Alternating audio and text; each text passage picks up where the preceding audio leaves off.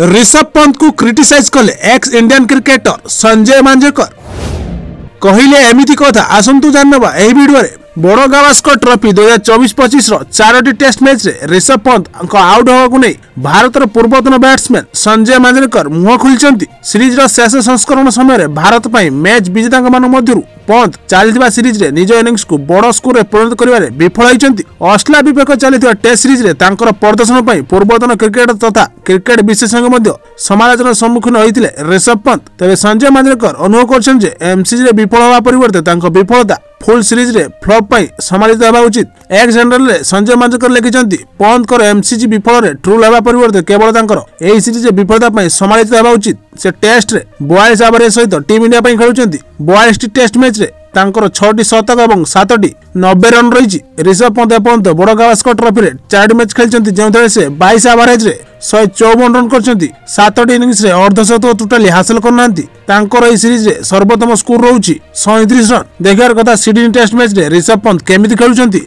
आपन कोन लागुची। Sydney test match रे ऋषभ पंत बड़ पारी खेलिबे कि नै कमेंट्स करी मत प्रकाश करंतु। एई भली क्रिकेट न्यूज देखिया पई एवं हम सह जुड़ी रहबा पई Odia bat ball news channel को निश्चित सब्सक्राइब करंतु एवं पाकर दिया बेल आइकन को प्रेस करी ऑल कर दियंतु जा पर एई चैनल ले पोस्ट होतुवा समस्त वीडियो नोटिफिकेशन आपन माने प्रथम भाबरे वीडियो भल लागथिले ओडे लाइक एवं निजर फ्रेंड्स सर्कल शेयर करकु जमार भूलंतु।